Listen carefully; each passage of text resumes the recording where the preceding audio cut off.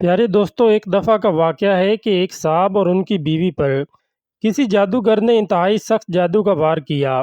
یہ جادوگر اس جادو پر باقاعدہ پہرا بھی دیا کرتا اور کسی عمل کو اس کا توڑ نہ کرنے دیتا۔ وہ صاحب فرماتے ہیں کہ میری بیوی کے ہاں اول تو حمل ہی نہ ٹھہرتا، اور اگر ٹھہر بھی جاتا تو ساقط ہو جاتا۔ اگر کسی طریقے 9 ماہ پورے ہوتے تو بچے کی پیدائش مردہ حالت میں ہوتی۔ پیارے دوستو، ان صاحب کے بارے میں پڑھا ہے کہ یہ صاحب انتہائی باکردار اور 5 وقت کے نمازی تھے، اور بچوں کو مسجد میں قرآن بھی پڑھایا کرتے تھے۔ بہت علاج کروائے، بڑے سے بڑا عامل بلوایا اور علاج کروایا، اور ایڑی چوٹی کا زور لگا دیا، مگر نتیجہ صفر نکلا۔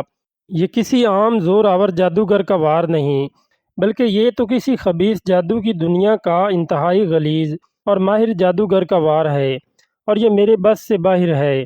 میں اس عمر میں اتنی سخت محنت نہیں کر سکتا، اس کا توڑ بھی کوئی خبیث علین ہی کر سکتا ہے۔ یہ صاحب چونکہ مجبور تھے، اس لیے سوچنے لگے کہ کچھ تو حل ہوگا۔ مولوی صاحب فرمانے لگے کہ سندھ کے فلاں علاقے فلاں جگہ پر ایک گاؤں کے باہر اسی خبیث نے ان دنوں ڈیرا لگایا ہے، تو فوراً اس کے پاس چلا جا۔ اب کیا ہوتا ہے پیارے دوستوں کہ یہ صاحب فوراً سندھ روانہ ہو گئے، اور جیسے ہی اس گاؤں کے باہر پہنچے تو دور سے ایک آگ کا دہکتا الاؤ لگا ہوا دکھائی دیا۔ انہوں نے بزرگوں کی بتائی ہوئی نشانی دیکھ کر اس کی طرف بڑھنا شروع کیا۔ دور سے دیکھتے ہیں کہ ایک آدمی آگ کے پاس بیٹھا ہوا ہے، اور ارد گرد اس کے ماننے والوں کا جرمٹ ہے۔ ابھی 1 ایکڑ دور تھے کہ وہ شخص اچھل کر کھڑا ہو گیا اور زور زور سے چلانے لگا کہ وہ دیکھو آ گیا، جادو کا ڈسا وہ آ گیا، قرآن پڑھانے والا۔ یہ اس کے پاس پہنچے اور اپنا مقصد بتایا۔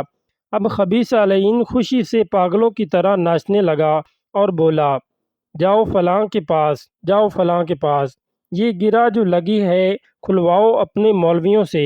غرض اس نے مولوی صاحبان کے ساتھ ساتھ ان صاحب کو بھی برا بھلا کہا، اور بڑے بڑے خدائی کے دعوے بھی کیے، اور جادو توڑنے سے انکار کر دیا۔ یہ صاحب واپس آئے اور اپنے رب کو پکارا کہ یا اللہ، یہ بھی مخلوق ہے، تو چاہے تو کیا نہیں ہو سکتا۔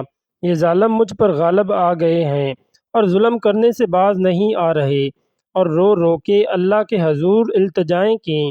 دفعتاً دل میں خیال اترا کہ جادو کا توڑ تو آقا صلی اللہ علیہ وسلم نے معززین سے کیا تھا، اور جادو بھی انتہائی سخت بلکہ آخری درجے کا تھا۔ جب آقا صلی اللہ علیہ وسلم نے معززین سے یہ جادو توڑا تو میں بھی معززین ہی پڑھتا ہوں۔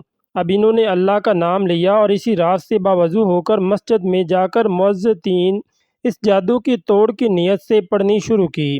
یہ پوری رات پڑھتے رہے، اور وقتاً فوقتاً دن کو بھی ورد چلتا رہتا، ہر وقت باوضو رہنے لگے۔ غالباً 6 دن رات کو اونگ آئی اور اچانک خون کی پوری بالٹی ان کے اوپر جیسے کسی نے گرا دی ہو۔ یہ بہت پریشان ہوئے، اٹھے، مسجد کے ساتھ ہی کنواں تھا، وہاں نہائے دھوئے اور کپڑے بھی پاک کیے، مسجد دھوئی۔ اب سوچا بیوی کی بھی خبر لوں۔